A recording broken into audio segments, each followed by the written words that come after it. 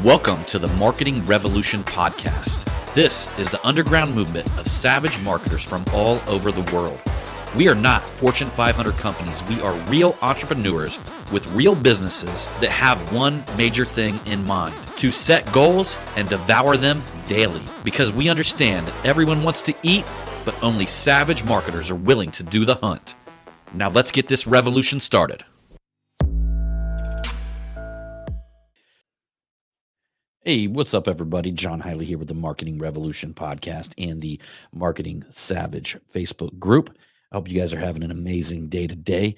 I want to talk to you on this Tactical Tuesday about content creation ideas. I feel that a lot of people get stuck on this one thing. They're like, man, I just don't know exactly what to create. I don't know what to do. Like, I want to create content for my business, but I just don't know what is going to work. I want to create YouTube videos, but I have no idea which ones are going to have an impact on my business, which ones that will not have an impact on my business. I want to post on Instagram. I want to do different things on Instagram that videos, content, photos, but I'm not sure which ones or where I should start. I believe that a lot of people are stuck here. A lot of people even get stuck on content to create for a podcast. All right. So what episodes do I do? What are people into? What do I title each and every episode as? What's going to be a compelling headline, a compelling title? So there's all these things that are moving around in our mind, complicating shit, completely, utterly complicating shit.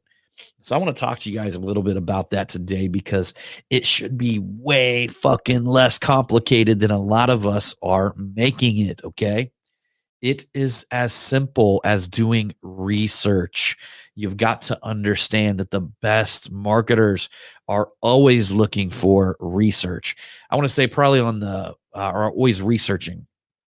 I had it's a few Tactical Tuesdays back. I talked about your dream 100 keywords. Well, you find them all through research. Literally, when you type into the Google box and you search for something that's a product or a service or something that you do, at the bottom of the page, they're going to give suggestions, long tail keyword suggestions. In the drop down box, when you type it in, it's going to give you long tail keyword suggestions. When you go over to YouTube, you can quickly find the videos that people want to watch. Maybe it's a how-to. Okay. So if you have a service, maybe it's a how-to video. That's huge on YouTube, massive on YouTube.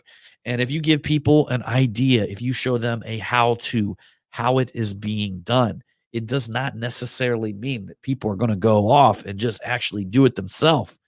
What it might do is it might position you as the expert. So when they look up an individual who's doing drywalling, and you've got a drywalling company in there doing a how-to drywalling tutorial, yeah, you know what, man? You're going to get your renegades. You're going to get your renegades. They're going to do it anyway. You're going to get your renegades that go out there, but you're going to get people that just watch that and they check out the perfection. They check out what you put into your work. Not only that, you're out there educating people, teaching people. It positions you as an expert in your market. So a lot of times the content creation ideas, you're going to find them directly in your industry, or you're going to find them in indirect industries. Okay. If you become clever and you become good at researching, you're going to be able to find this out rather quickly. And then when you find a video, like let's just say you're a drywaller, right? And you find a video on YouTube that's went off the hook. It's literally probably going to be some dude like that is not even really doing it professionally. I see that shit all the time. So if you actually own a company, you get the opportunity to really get in there and do it professional and show them what a real professional drywall looks like, and give them the tips, give them the tricks, because again, you're going to get your renegades that'll be like, hey man, they'll slap you on the back, give your YouTube video a like, probably follow your stuff. But they're going to go do it themselves. That's fine. Then people were going to do that anyway. If they weren't watching you, they're watching the other guy. Right. So, but you're also going to get people again that get in there and look at that and they're going to be like, man, this is an expert.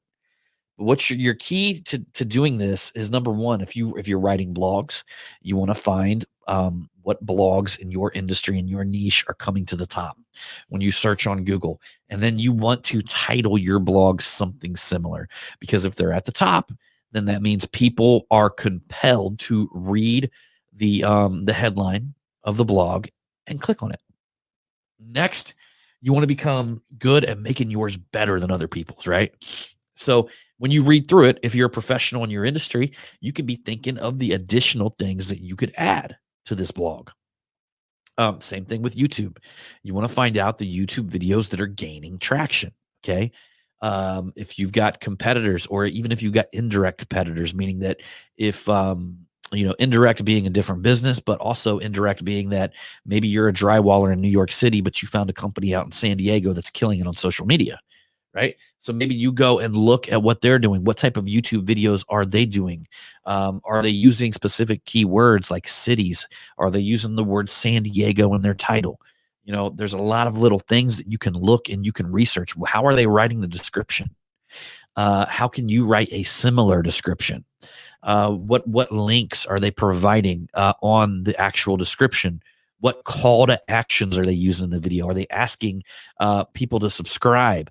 There's a lot of little things that you can do when you're out here researching your content creation ideas.